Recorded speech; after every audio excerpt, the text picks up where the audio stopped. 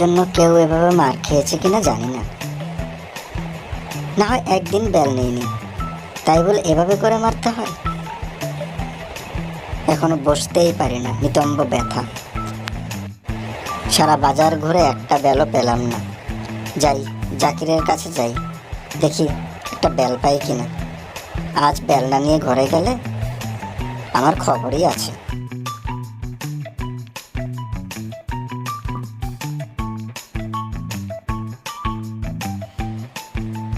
Bell খেয়ে কি যে এক প্রবলেম হয়েছে, এখন তো বৌদিকে না দেখলে একটু ভালো লাগছে না। বৌদিকে কি ডাকবো? না না, ভাইজান কি বাসায় আছে কিনা কে জানে। ভাইজান দেখলে তো আবার হাড় ভেঙে দিবে।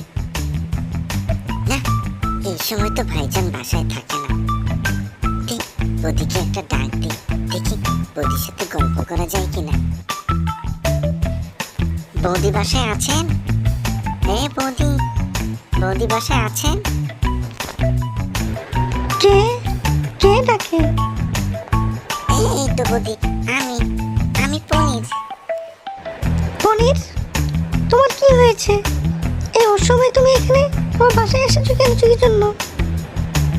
এই তো বৌদি, আজকে বেল খেয়েছি তো, তাই আপনার সাথে গল্প করতে এসেছি।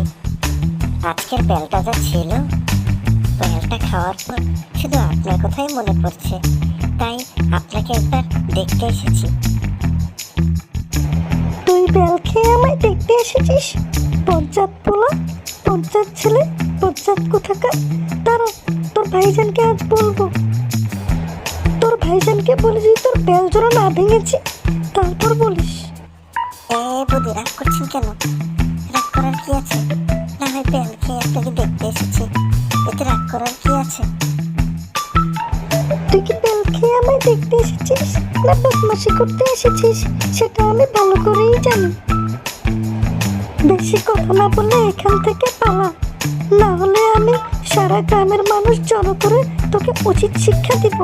বদমাইশ কোথাকার। এই বৌদি, রাগ করছেন কি জন্য? আচ্ছা ঠিক আছে, কথা দিচ্ছি কিছুক্ষণ গল্প করি চলে যাব। ঘরে যাই, এক গ্লাস পানি খাই, একটু গল্প করি, তারপর চলে যাচ্ছি।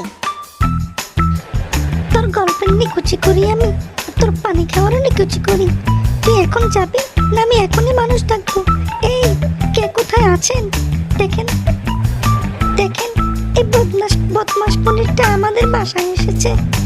আপনারা কে কোথায় আছেন? তাড়াতাড়ি এদিকে আসেন।